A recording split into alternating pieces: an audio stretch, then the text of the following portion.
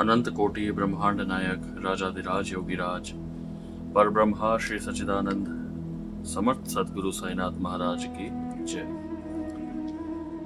ओम साई राम। श्री साईं सच्चरित्र अध्याय 4।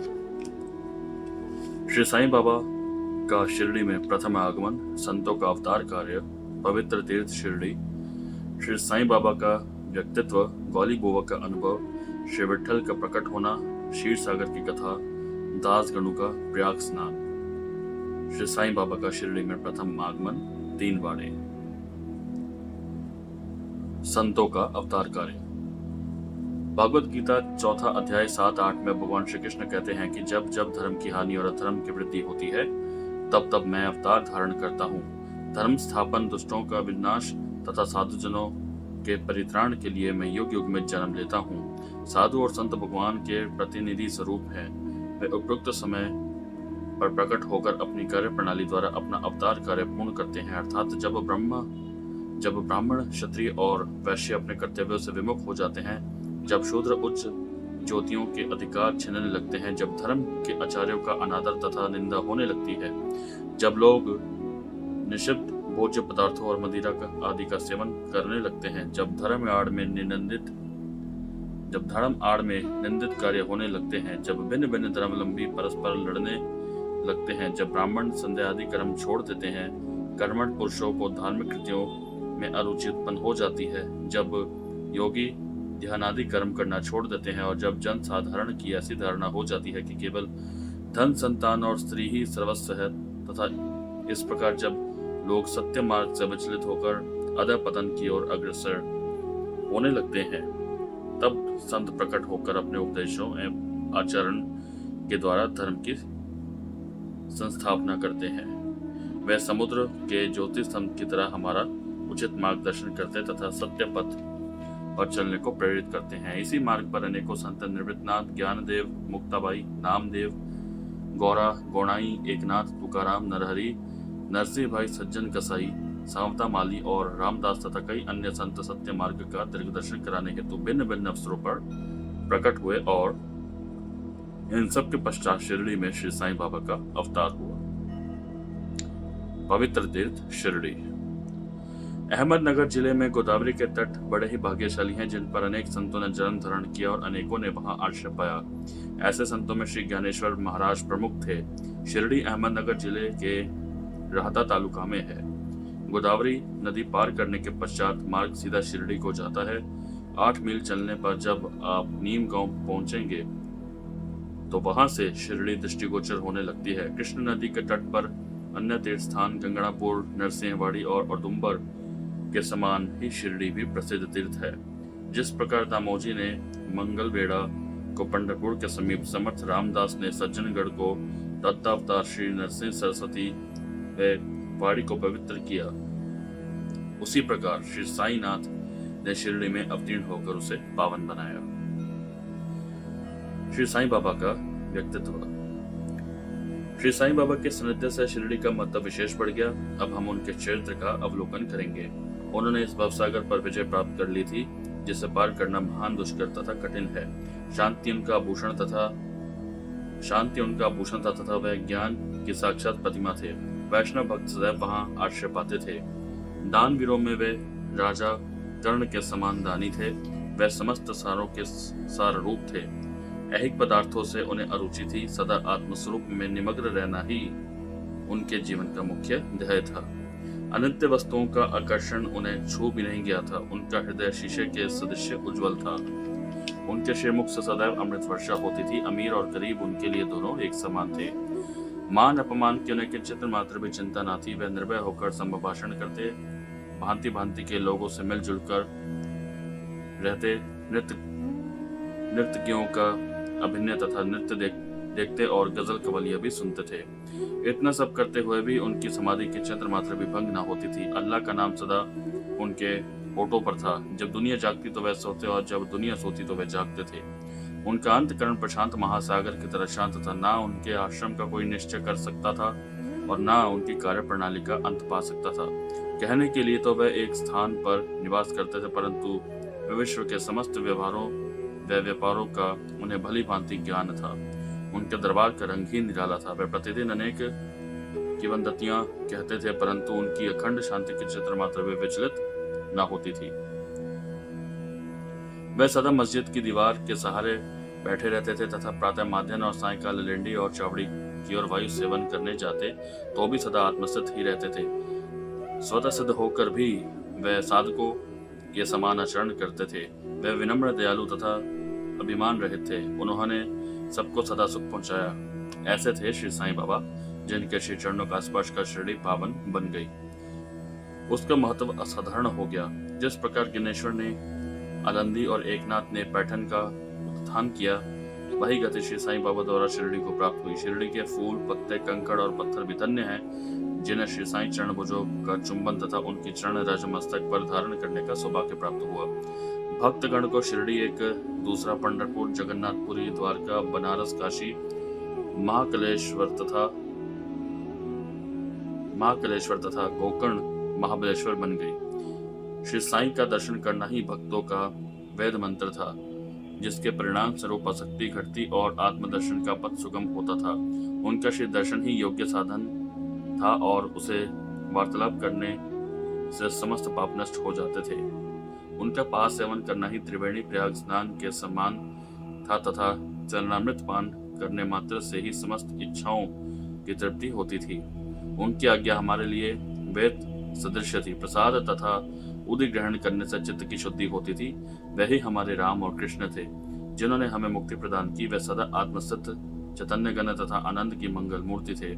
कहने को तो शिरडी उनका मुख्य केंद्र था, परंतु उनका कार्य क्षेत्र पंजाब, कलकत्ता, उत्तरी भारत, गुजरात, ढाका और कोंकण तक विस्तृत था।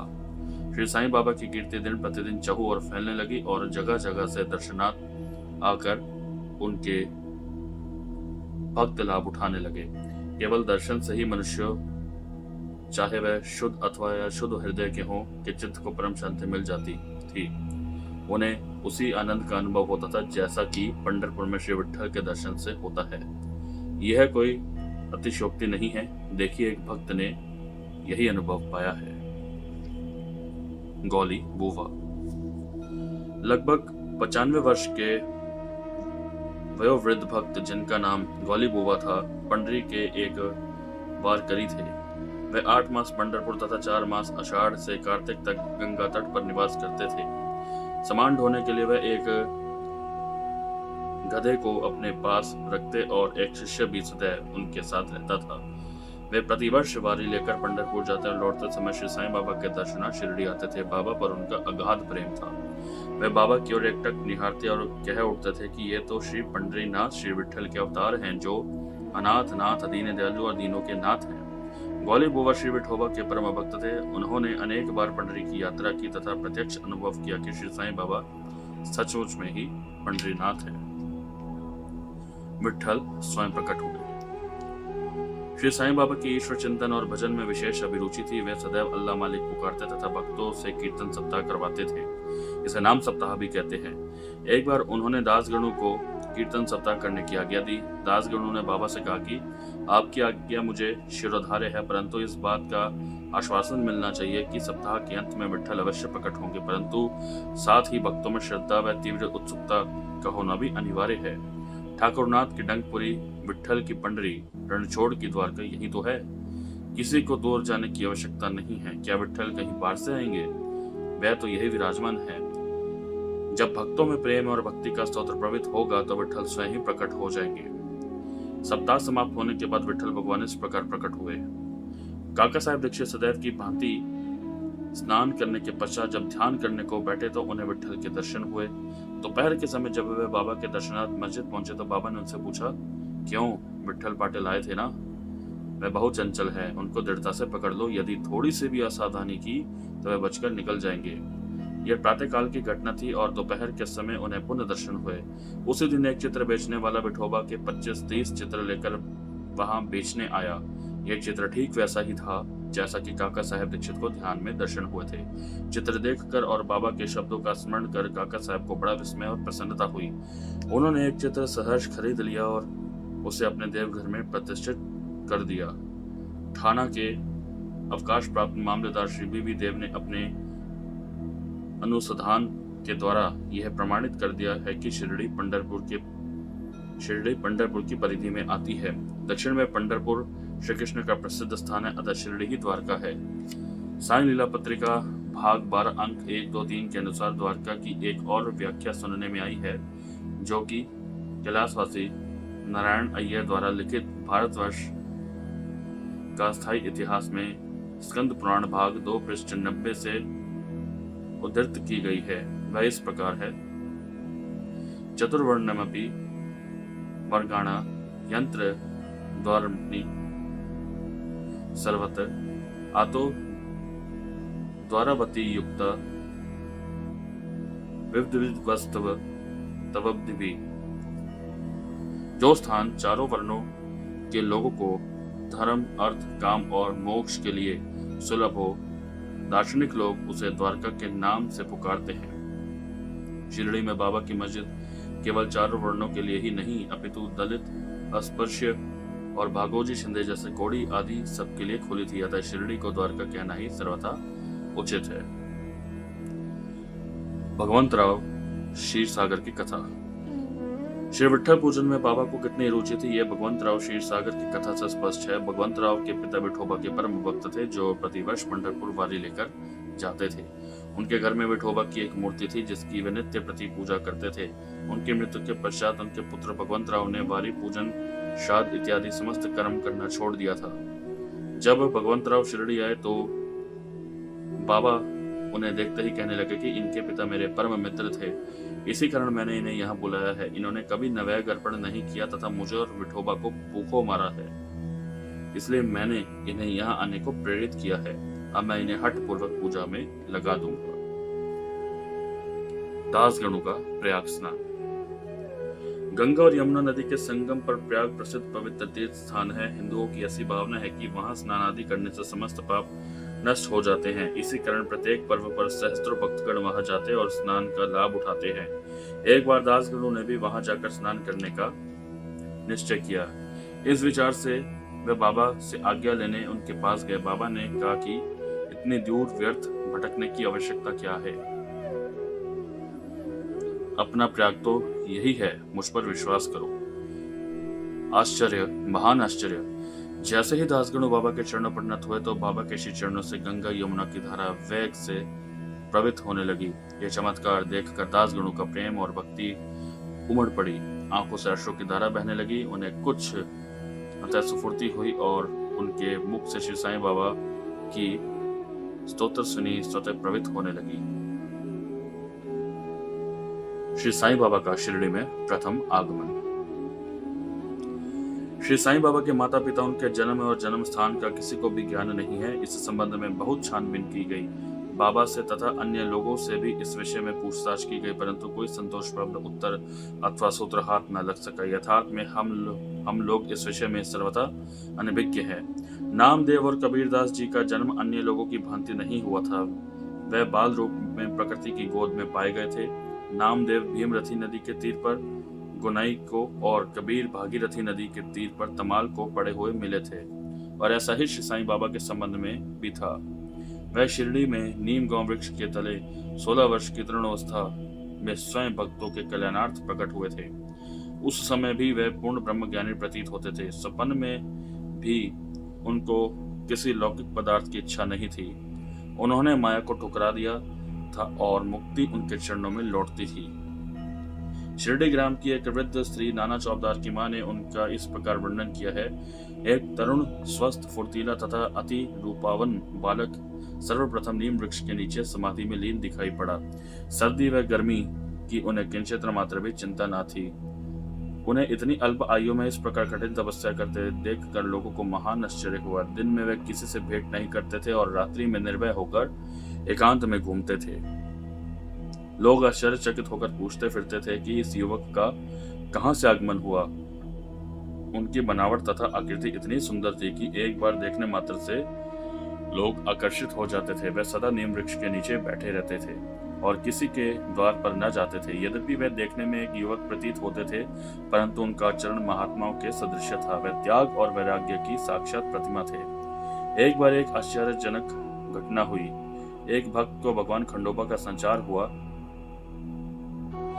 लोगों ने शंका निवारणार्थ उनसे प्रश्न किया कि हे देव, कृपया बतलाइए कि ये किस भाग्यशाली पिता की संतान है और इनका कहाँ से आगमन हुआ है। भगवान खंडोबा ने एक कुंडाली मंगवाई और एक निर्दिष्ट स्थान पर खोदने का संकेत किया। जब वह स्थान पूर्ण रूप से खोदा गया तो वहां एक पत्थर के नीचे ईंट पाई गई। पत्थर को हटाते ही एक द्वार दिखा जहां पर 4 दीपक जल रहे थे। उन दरवाजों का मार्ग एक गुफा में जाता था जहां गौमुखी आकार की इमारत, लकड़ी के तख्ते, मलाएं आदि दिखाई पड़ी। भगवान खंडोबा कहने लगे कि इस युवक ने इस स्थान पर 12 वर्ष तपस्या की है। तब लोग युवक से प्रश्न करने लगे, परंतु उसने यह कहकर बात टाल दी कि यह मेरे श्री गुरुदेव की पवित्र भूमि है, अतएव मेरा पूज्य स्थान है। तब लोगों ने उस दरवाजे को पूर्ववत बंद कर दिया। जिस प्रकार अश्वत्थ तथा औडुंबर वृक्ष पवित्र माने जाते हैं, उसी प्रकार बाबा ने भी इस नीम वृक्ष को उतना ही पवित्र माना और प्रेम किया। महलसापति तथा शिरडी के अन्य भक्त इस स्थान को बाबा के गुरु का समाधि स्थान मानकर सदैव नमन किया करते थे। 3 वाड़े। नीम वृक्ष के आसपास की भूमि श्री हरि विनायक साठे को मोल ले ली और उस स्थान पर एक विशाल भवन का निर्माण किया जिसका नाम साठेवाड़ा रखा गया। बाहर से आने वाले यात्रियों के लिए वह वाड़ा ही एकमात्र विश्राम स्थान था जहां सदैव भीड़ रहा करती थी। नीम वृक्ष के नीचे चारों ओर चबूतरा बांधा गया। सीढ़ियों के नीचे दक्षिण की ओर एक छोटा सा मंदिर है जहां भक्त लोग चबूतरे के ऊपर उत्तराभिमुख होकर बैठते हैं। ऐसा विश्वास किया जाता है कि जो भक्त गुरुवार तथा शुक्रवार की संध्या को वहां धूप, अगरबत्ती आदि सुगंधित पदार्थ जलाते हैं वह ईश कृपा से सदैव सुखी होंगे। यह वाड़ा बहुत पुराना तथा जीर्ण शीर्ण स्थिति में था तथा इसके जीर्णोद्धार का निदान आवश्यकता थी, जो संस्थान द्वारा पूर्ण कर दी गई। कुछ समय के पश्चात एक दूसरे वाड़े का निर्माण हुआ जिसका नाम दीक्षित वाड़ा रखा गया। काका साहब दीक्षित कानूनी सलाहकार जब इंग्लैंड में थे तब वहां उन्हें किसी दुर्घटना से पैर में चोट आ गई थी।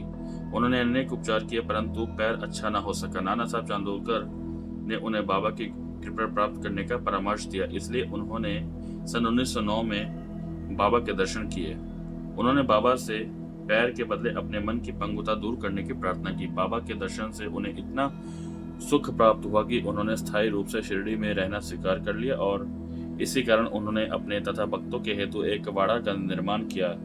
इस भवन का शिलान्यास दिनांक 9 दिसंबर सन 1910 को किया गया। उसी दिन अन्य 2 विशेष घटनाएं घटित हुई। पहली, श्री दादा साहब खाड़पड़े को घर वापस लौटने की अनुमति प्राप्त हो गई और दूसरी, चावड़ी में रात्रि को आरती आरंभ हो गई। कुछ समय में वाड़ा संपूर्ण रूप से बन गया और रामनवमी सन 1911 को शुभ अवसर पर उसका यथाविधि उद्घाटन कर दिया गया। इसके बाद एक और वाड़ा मानो एक शाही भवन नागपुर के प्रसिद्ध श्रीमंत बोटी ने बनवाया। इस भवन के निर्माण में बहुत धनराशि लगाई गई। उनकी समस्त निधि सार्थक हो गई क्योंकि बाबा का शरीर अब वहीं विश्रांति पा रहा है और फिलहाल वह समाधि मंदिर के नाम से विख्यात है। इस मंदिर के स्थान पर पहले एक बगीचा था जिसमें बाबा स्वयं पौधों को सींचते और उनकी देखभाल किया करते थे। जहां पहले एक छोटी सी कुटी भी नहीं थी वहां 3 वाड़ों का निर्माण हो गया। इन सब में साठेवाड़ा पूर्व काल में बहुत ही उपयोगी था। बगीचे की कथा वामन तात्या की सहायता से स्वयं बगीचे की देखभाल, शिरडी से श्री साईं बाबा की अस्थायी अनुपस्थिति तथा चांद पाटिल की बारात में पुनः शिरडी लौटना, देवीदास, जानकीदास और गंगागीर की संगति, मोहिद्दीन तंबोली के साथ कुश्ती, मस्जिद में निवास, श्री डेंगले व अन्य भक्तों पर प्रेम तथा अन्य घटनाओं का अगले अध्याय में वर्णन किया गया है। श्री सद्गुरु साईनाथ प्रणमस्तु शुंभ भवतु। श्री सच्चिदानंद सद्गुरु साईनाथ महाराज की जय। ओम साईनाथ।